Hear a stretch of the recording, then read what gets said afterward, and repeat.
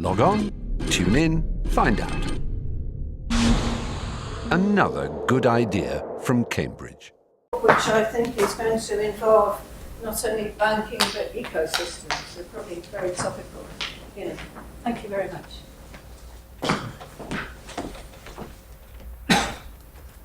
I think I've turned on the microphone. Yep. Yes, what I'm going to do, oh dear, is... Here we are. I just didn't hit it hard enough. I'm going to talk I'm going to give a slightly rambly talk. I'm going to talk at first about a little bit about, by way of introduction, about stability and complexity in ecosystems, and from that I'm going to elide into various aspects, or tentative understanding of various aspects of what's gone wrong in the banking system. The reason I'm beginning with ecology is not just so as I can talk about everything that I'm have been or am associated with, but rather because I think the banking system in particular, and maybe even in economics in general, is in many ways invites comparison with ecology about 50 years ago. If you go back about 50, ecology is a very young subject. The word itself is only just over 100 years old. The oldest ecological society is the British Ecological Society, which is not yet 100 years old. And the first half century was, quite understandably, although it would have more trouble getting funded these days with all the bullshit that surrounds the criteria that substitute for common sense, was basically focused on descriptive work, of understanding what's there and so on. And in the process of doing that, it acquired various sort of almost semi-mystical feelings. And people were, if you read a text of the 50s, there will be essentially no mathematics in it, just a little bit, a few things, Lotka, Volterra, just the beginnings.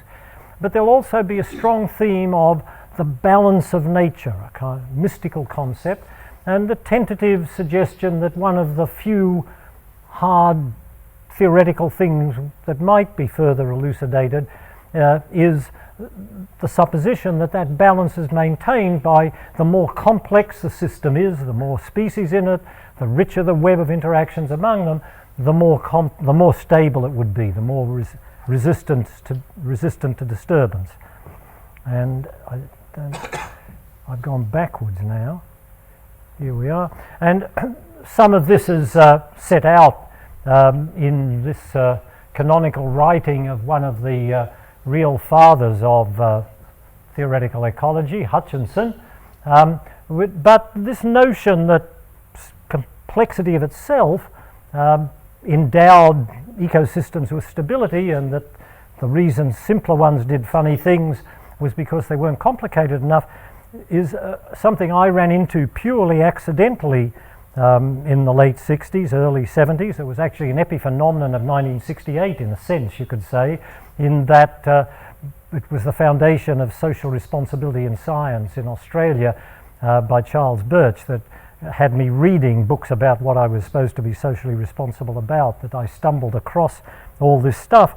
And I found it a little implausible, and I constructed a toy model, an even more gross oversimplification of ecosystems than the gross oversimplification of banking systems I'm going to go into in a minute. And I said, suppose you've got n species, each one of which, were it left alone and not bothered by other interaction with other species, would have internal, intraspecific regulatory mechanisms that meant if it fluctuated low, it would tend to increase. If it fluctuated high, it would tend to decrease and return to some roughly stable equilibrium.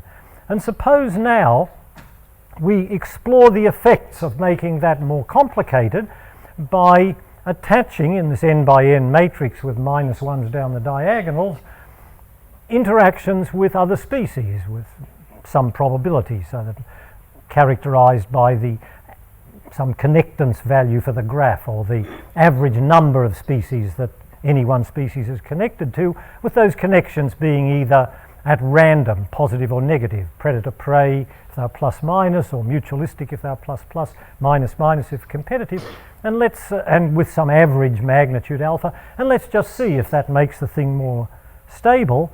And you can in fact generalize a physics theorem for Hermitian matrices of Wigner, random Hermitian matrices, to show that such things, actually the inherent stability of the diagonal elements and the intraspecific effects will keep it stable, provided there aren't too many interactions that are too strong. And there's actually a rather, for large numbers of species, for big n by n matrices, there's a very elegant theorem that says they'll remain stable, stabilized by the intraspecific things primarily, as long as the product of the average number of interactions and the average strength squared is less than 1, and beyond that will tend to collapse. Now that doesn't really say anything much about real food webs, except that complexity does not automatically endow them with stability. It redefined the agenda of the subject to an extent of asking what are the atypical forms of connectivity you find in the surviving ecosystems we see that reconcile being complicated with persisting. Very different from assuming that it's automatic. And I even made some tentative suggestions about that have subsequently been looked at both theoretically but more importantly empirically. And incidentally, I have a dislike of people who read slides at you, because I assume that at least in an audience of mathematicians everyone can read faster than I can talk. So this is if you go on from that, there are some really interesting studies. This one I particularly like because on the one hand it illustrates the supposition, the conjecture that comes out of just looking at these food webs qualitatively, that predator-prey interactions, even assigned at random, will never destabilize the thing. And therefore you might expect them to be part of more overrepresented in the things that survive. And this study is particularly interesting because ecologists basically like birds and mammals, or at least attractive things that do engaging behavior, preferably in romantic situations and exotic places that resonate with the field ecologist's self-image. But if you actually get into looking at infectious diseases, which happened relatively more recently, or parasites, this study suggested that if you try and estimate the biomass of the parasites in this particular estuarine system, it outweighs in pure mass the total number of vertebrate predators, which there we are. And one theme I'm particularly going to return to toward the end is the tentative original suggestion, which seems borne out not always but in some of the networks, ecological networks one looks at, of modularity, of somewhat grouping of things rather than just make the connections at random, helping to reconcile more rich and complicated things with an ability to withstand disturbance. And the fact that this in ecology is a worthwhile enterprise is, I think, validated more recently by this interesting study that suggests that there are indeed some of the patterns you find today are the same as patterns you find in the Burgess shale. It's a pretty imprecise study trying to infer the Burgess shale ecosystem from those squishy fossils, but at an imprecise level it's an interesting thing to do. So all this pre-adapted some of us to get involved in banking things, and in particular I was drawn into it in the following way. In 2006, before anything had gone wrong, the US National Academy of Sciences and the Federal Reserve Bank of New York had the insight, with the increasingly complex financial instruments that were being used, nobody was asking questions about the effects they may have on the system as a whole.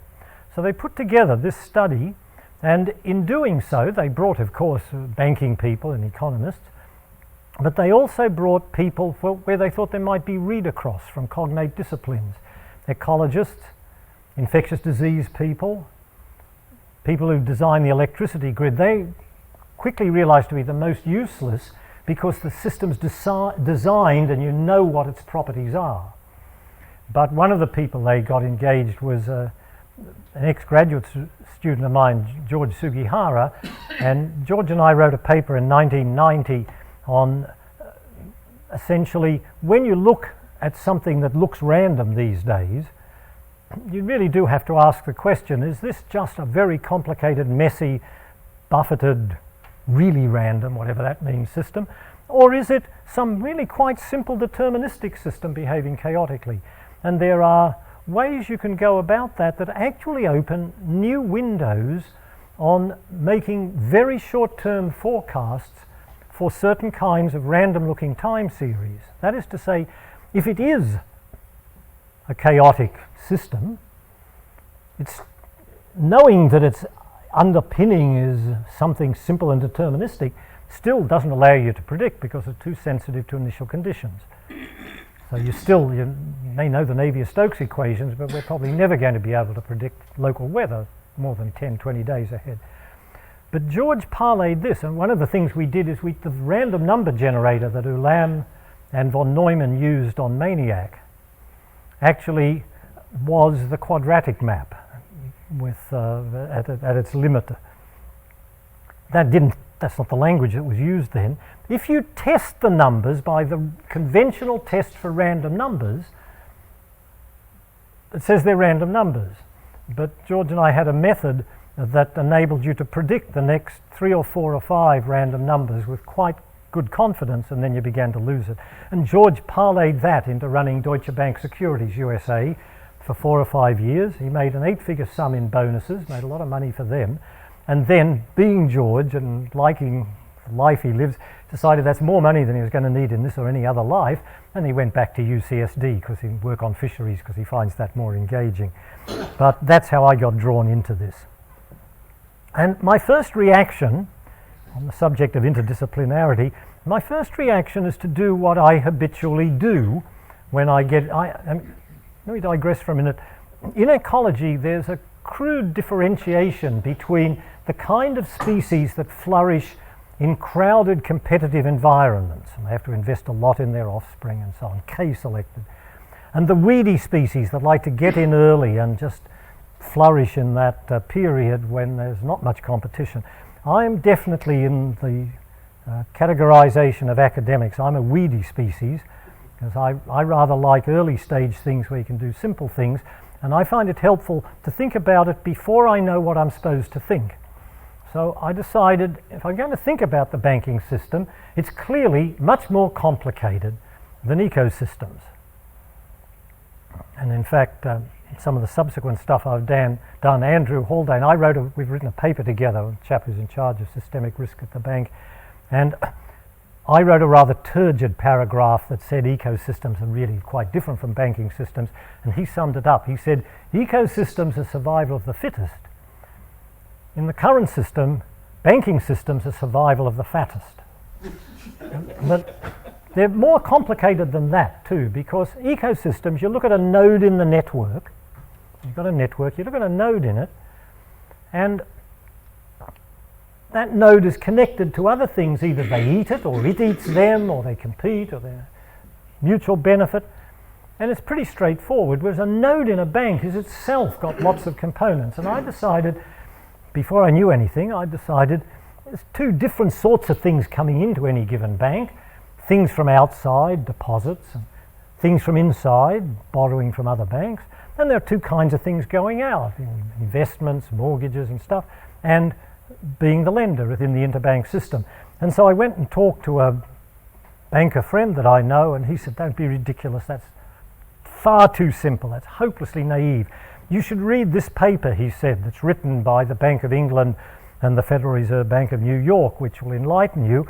And to my intense delight, this is the model they used, which is a model where the nodes, it sort of also did, to my mind, illuminate the difference between this person's intuitive successes and his the logical foundations on which they were based, but I digress.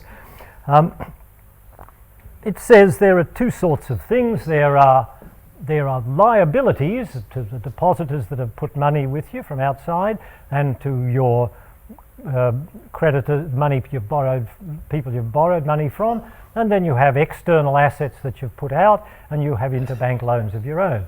And in a formal sense, it must be that your assets are at least equal to, and essentially always must slightly outweigh your liabilities, and that difference you can think of as a capital reserve, a capital buffer, net worth, and that has to be positive.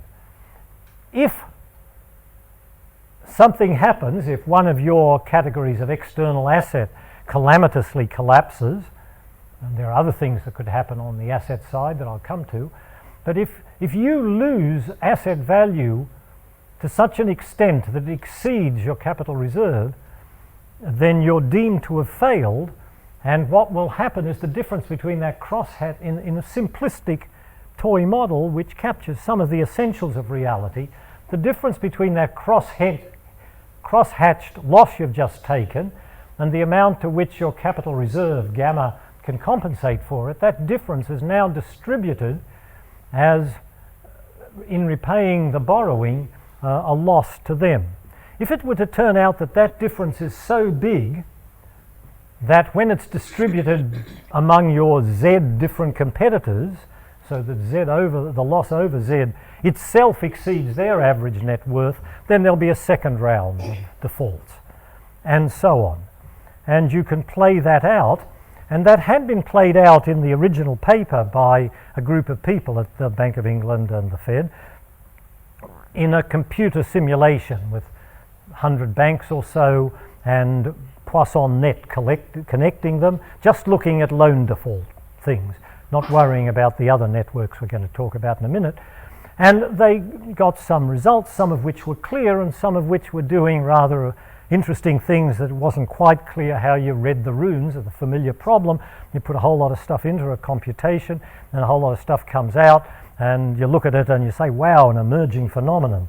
So I think one of the virtues of doing things simply, what the firm lines there, simply instead of doing this big elaborate computation, I just assumed a mean field approximation that every bank is connected to 5 other banks, and I can reproduce the thing to within a couple of percent, but also one can both understand some of the kinkier graphs that I'm not showing in the interest of time, but also you can do more analytic things, and this is one of the things that I didn't realize at the time was interesting, but what's plotted here is along the x-axis is the magnitude of the capital reserve in relation to total assets put at and normalized to 1. So that's the fraction of your, the ratio of your reserves in relation to your total assets. And the thing up there is this thing theta, which is the proportion of your outside activities, your liabilities, that is in interbank loans, whereas the other 1 minus theta is in your external assets. And what is shown here is if you lose a fraction f of your external assets that exceeds gamma, then the bank will fail if the only thing they're doing is having external assets, which is a bit oversimplified. But if you look at it as a function of diversification, as it were, at one end of that is banks that are purely, as it were, high street banks, and at the other end of the x-axis, the y-axis, is banks that are, as it were, casino banks in a grotesquely oversimplified manner. You can then ask, when will that initial failure, purely by loan shocks, propagate other failures? And that's the lightly hatched area 1A0. And then there's a second wave. You can see that as those shocks propagate, they attenuate. But what I hadn't realized is interesting. It is, in a very crude sense, a metaphor for Glass-Steagall, because it's a metaphor for saying if you want to maximize the fragility of the system so that an initial shock will propagate more, do it by having a balanced mixture of external loans and putting your money out in mortgages.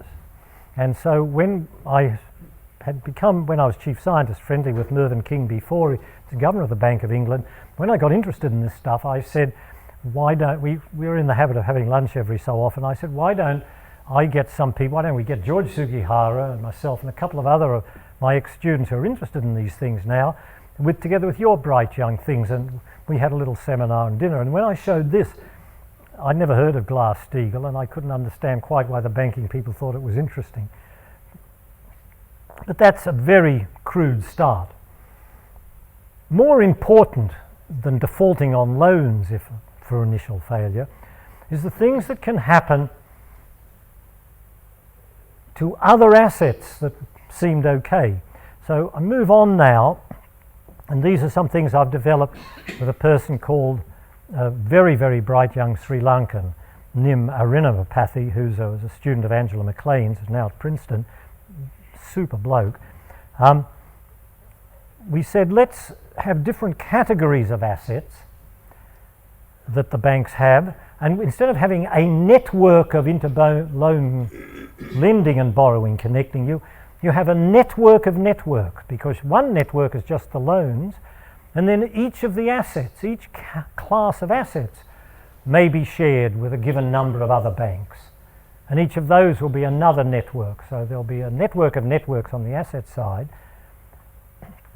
And now if you take a shock like this, more things are going to happen than the partial default on loans. And consider this get just an idea of what we're going to do. Suppose there are different classes of external assets. And suppose any given bank holds n different classes, of which some fraction f, which would some number c, some fraction f, which would be c over n, is also you're sharing with other banks, and those shared assets that you do share are on average shared with g total banks. And now suppose that for bank one of its assets shared with others, in this case we've only got, each bank has two assets shared with two banks, shared with one other bank, so G is 2. Suppose the red asset goes pear-shaped. Well, that then means, and then the other subsidiary assets are different. If the red asset goes pear-shaped in bank 1, that will transmit, even if an identical thing hasn't happened to the bank that shares it, it will necessarily drive down the value of that bank, if only with the bank that's just gone bust having to have a fire sale of its assets. So there'll be a strong shock to the bank that is connected by shared in that asset class, and that you can characterize that conventionally by some discount factor that is measured by alpha and is also proportional to the total number of banks that have failed up to that point. But what about this bank that has nothing to do with the red asset? It tends to look at the blue asset and say, well, those guys just screwed up. And they've got these blue things and I've got these blue things, so I'm worried. And there's a non-attributable but nonetheless real discount factor just for general unease. And we call that a strong shock and a weak shock. And it's an attempt to characterize what's probably the most important thing that happened in the banking crisis, which is just a crisis of how people feel about stuff. And so the sorts of things you can get out of this then are quite interesting. Suppose we combine strong shocks to discounting assets known to have a problem with loan shocks, and we ask how many banks are going to fail along the lines of the thing we just had as the net worth, the capital reserve gamma, gets smaller.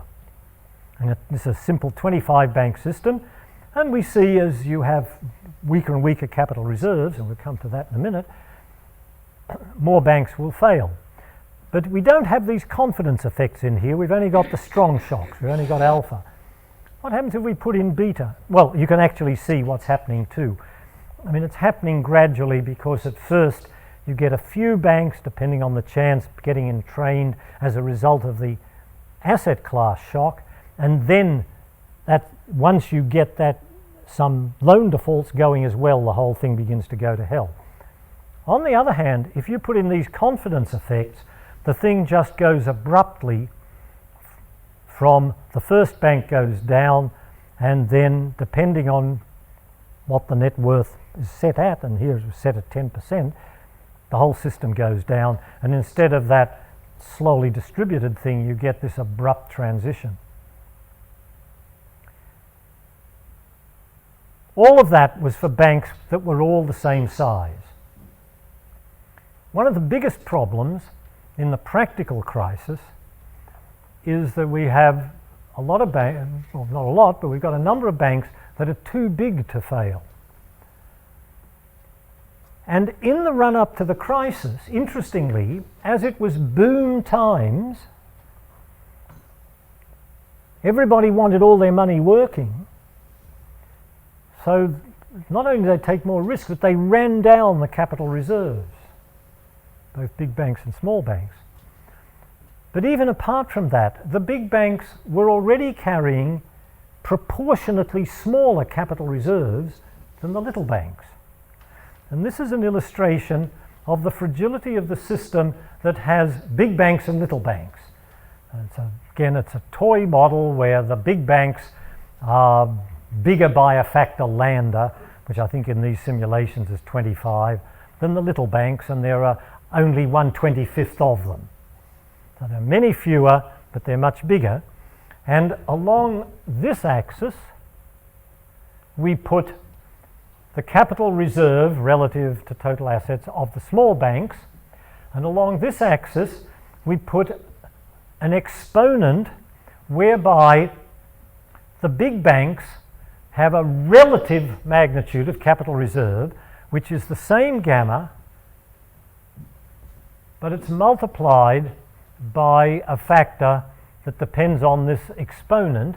And if the exponent is positive, it means the big banks hold relatively bigger capital reserves, and if it's negative, the big banks hold relatively smaller capital reserves. And you can see the system is much more fragile under the circumstances that prevailed in the banking system. And one of the things that the Independent Banking Commission is going to recommend is that the big banks hold relatively bigger capital reserves. And Adair Turner, the head of the Financial Services Authority, has gone further and recommend, very sensitive, it's just common sense, you don't really need a mathematical model to do this. But on the other hand, John Vickers and the Independent Banking Commission is rather keen to have some mathematical models just to underpin it, because he is under pressure from the banks and some expert economists who just say that the regulation caused all these problems, and all that's necessary is everybody walk away from the banks, leave them alone, and and get this for the balance of nature, and let the market of the discipline of markets reassert itself. It's wonderful. The parallels with ecology of these quasi-religious self-serving beliefs is amazing. And I do feel that much of this banking literature, much of this economic literature as I learn more about it, the dialogues that are going on would have been more familiar to Socrates' Greece than today's science. Their appeals to authority. My authority is Keynes. Well, my authority is Friedman. And it's sort of basically politico-religious beliefs buttressed by appeal to authority, rather than any attempt at a serious analysis, but I digress. So this is my final version of these things, and then I'm going to turn to some of the implications for regulation. It's still all too simple. I mean, it's still grossly oversimplified, and in one respect, I think one can generally say that confidence effects are more important even than the fire sales, which are much more important than defaulting on loans, because that attenuates. But arguably the single most important is the thing we haven't even talked about, which is you've got to put in another thing that's sort of like the capital reserves but sort of different, namely some of the things that you have on the asset side have to be held as liquidity, as cash in hand, ready to put on the counter the next day. And what tends to happen if you get worried, you look at the loans, money you've lent out, some of it short term, some of it long term, and there's things you can do. If you're really worried, you can call in some of your short term loans. And at the same time, you can't call in your long term loans, but you can tend, as it were, to shorten them and make sure that any future ones are shortened. So there's a set of things you can do that are called in the jargon liquidity hoarding. So that you hoard money now, you're trying to rebuild reserves to look after the bad times. And what this means is often that the small businesses that are relying, as many do, they give things to a customer, they have to wait for the customer to pay, they often have to make small loans. It's what banking in a sense originated for before it went off into the wild blue yonder of all this speculative stuff which serves no social purpose. So if you put that in, you've got another complication again. So now you've got defaulting on loans, you've got fire sales, and you've got confidence effects which trigger liquidity hoarding. And now again, just to give you an idea of the sorts of differences that can happen. If you leave liquidity hoarding out of the models, as I have up to this point, but otherwise do them similarly with crude characterization of confidence effects, you get the blue curve, which is the thing I showed earlier, just a little bit different.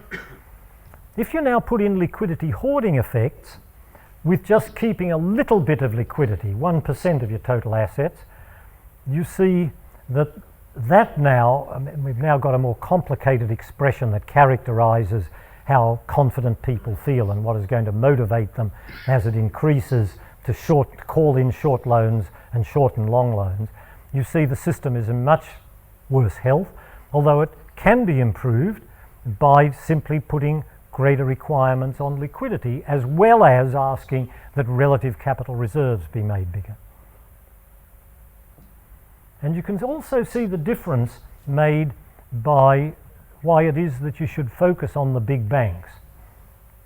This was a run where you did 500 runs on a system that had, if my memory is right, 200 banks. And in this particular one, 4 of the banks were 50 times bigger than the other banks and the other 196. And if you now put in an asset class shock that took down one small index bank, the damage on the system typically was 85% of the time was just the index bank went down. And then occasionally, a little more than 10%, 2 banks went down, and very rarely another bank might go down. On the other hand, if one of the 4 big banks went down, then the chance was about 1 in 4 that the whole system would go down, and otherwise there was just a cluster, a more damaging cluster of 20 to 30 banks would go down. And again, it does underline that the big banks are the things to focus on. Now I'm going to change gears for a moment before I go to the last bit of this, because I think this speaks differently. I'm going to talk more about how this relates to conventional conversations about banking regulation. This relates to what I would do if I was supreme dictator and I could do one thing. I would forbid the trading in instruments that were so complicated as to defy an intuitive appreciation of how dangerous they were. And I can understand why John Vickers resists this, because A, it's not in his brief, and B, it begs the question of whose intuition are we talking about. But for those who haven't read the book by Lewis called The Big Short, which is the story of the leverage crisis that we've just been through, it's called The Big Short, and I highly recommend it.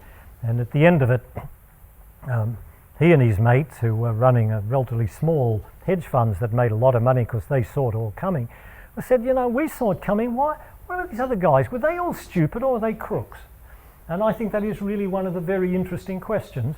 And I'm actually with the bloke who wrote the book, whose answer to that was, most of them were stupid, but some of them were crooks, and the crooks were higher up.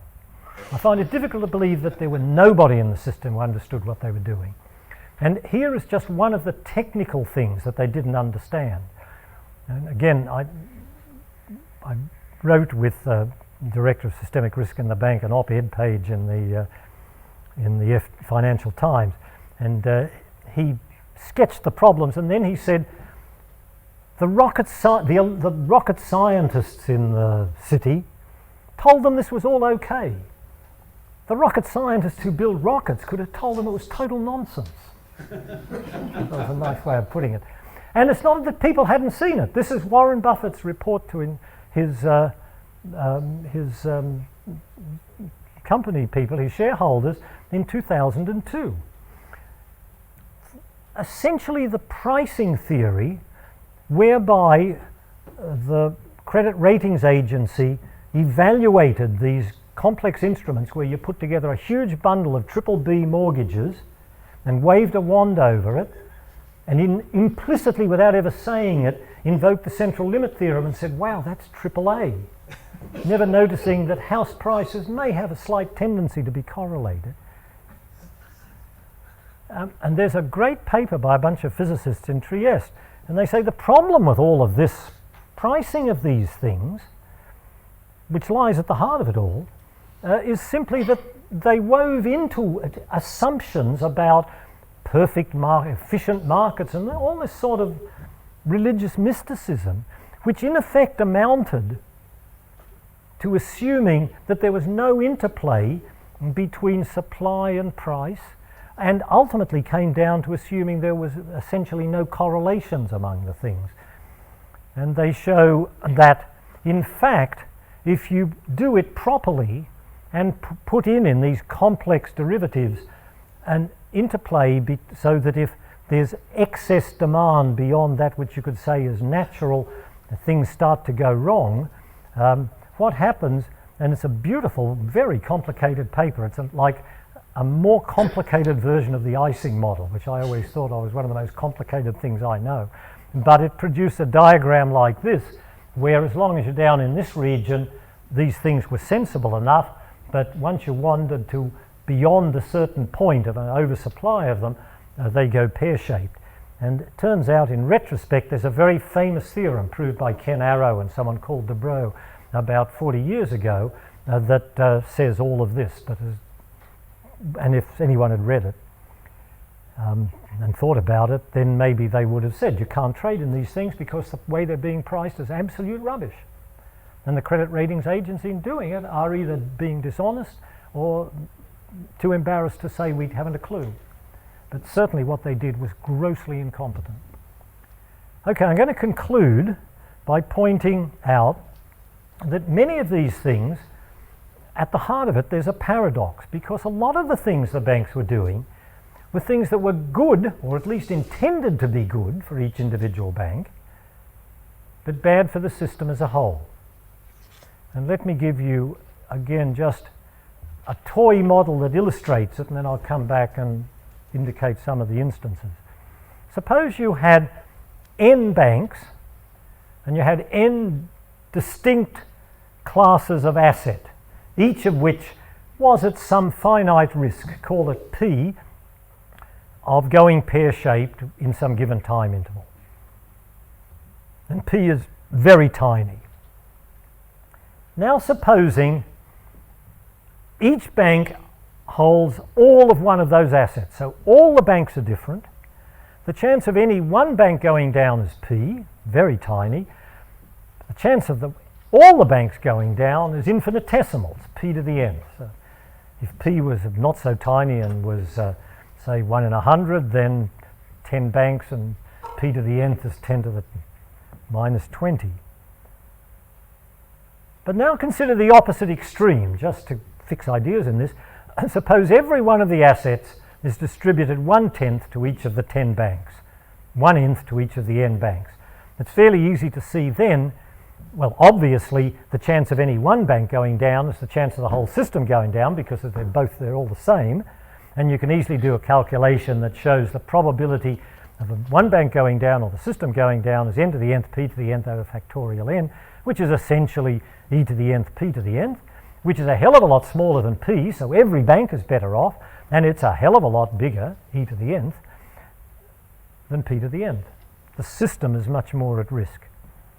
And there are other examples of that in the things we've been talking about. For example, I made a note to remind myself to say it at the time, when I showed you this thing, No, let me not try and do this in view of the time.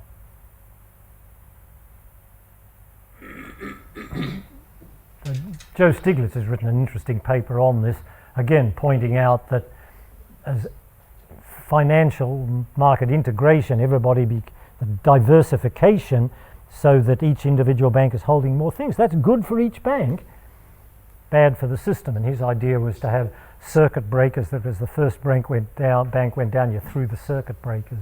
Or I think there were circuit breakers between countries. This is a slide harking back, I'm almost finished, harking back to the earlier things, trying to illustrate the effects of this diversification versus diversity. And it's again in one of these systems of big banks, little banks. Big banks are 50 times bigger.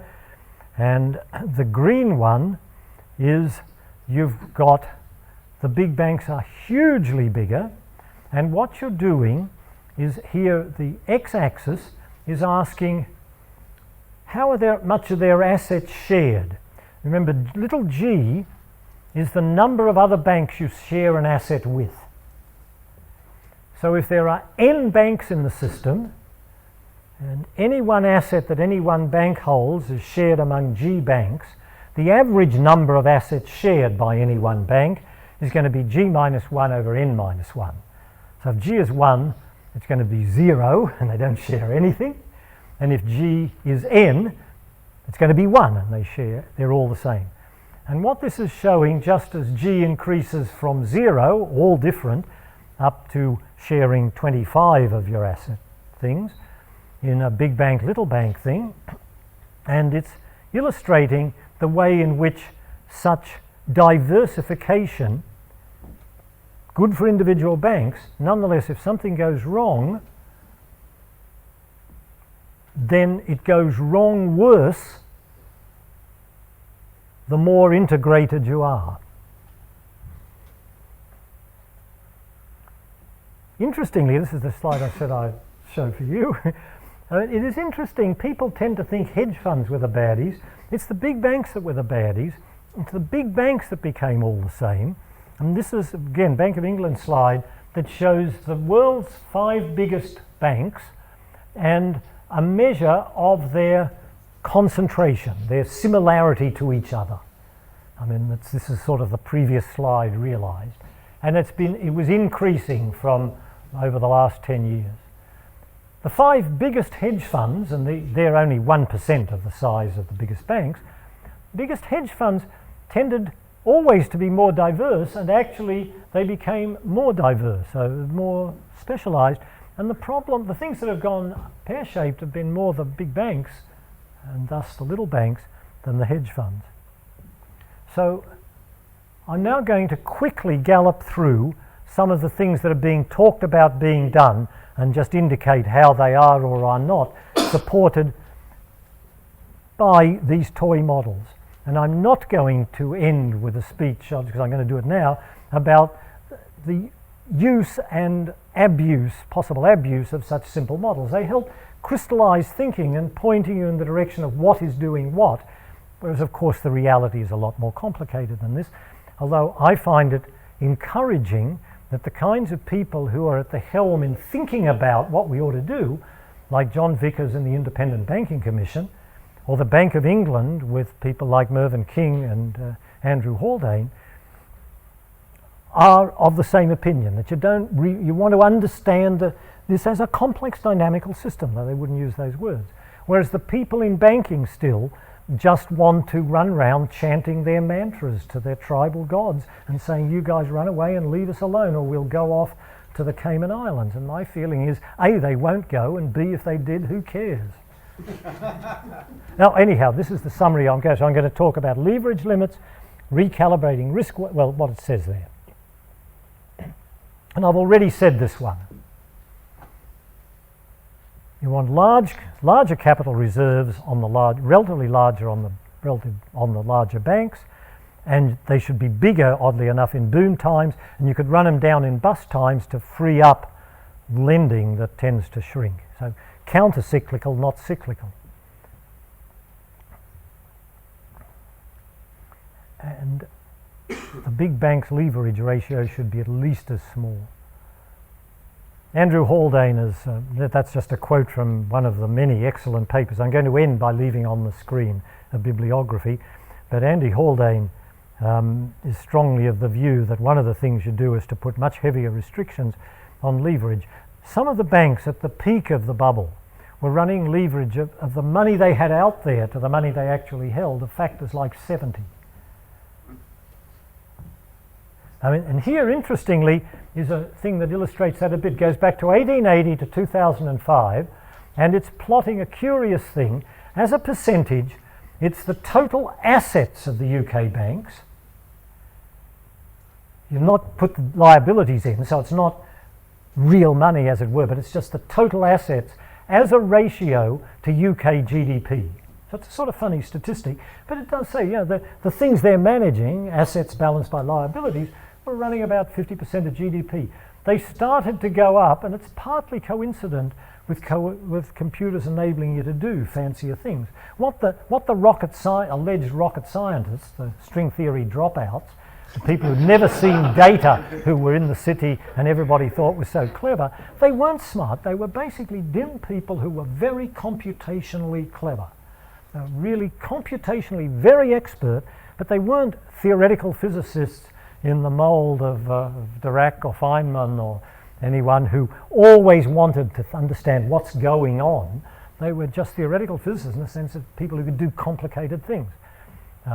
There's no read across to string theory.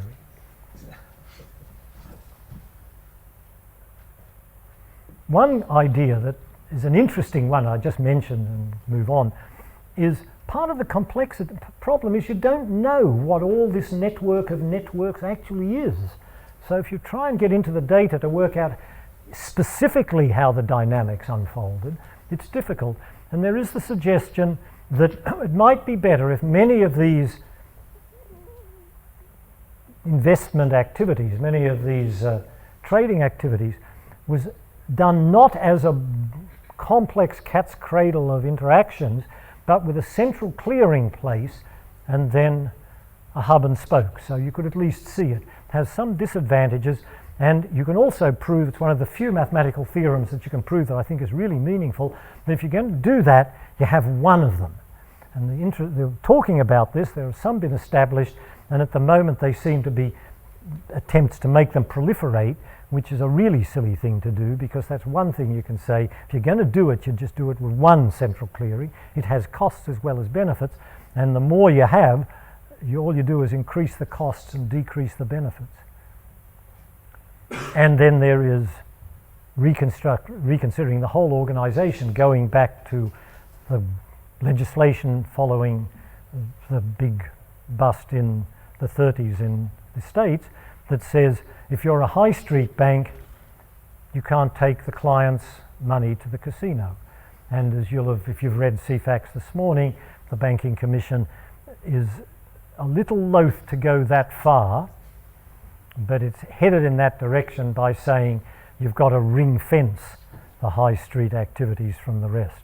And the notion, if the fence is high enough, it'll be isomorphic with Glass-Steagall, and the debate by saying you've sort of ducked the issue because the bankers would want the fence to be that high, and to be effective it needs to be pretty high. And that was the thing in support of it. And that's the end of the talk. I left this on the things Andy Haldane has written. The first one is about thinking about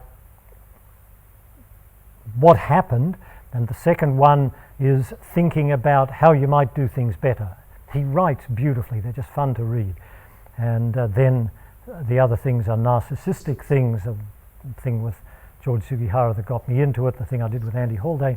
And there's a really very nice piece in the journal Central Banking by Claire Jones of a survey of the whole box and dice of stuff. Thank you.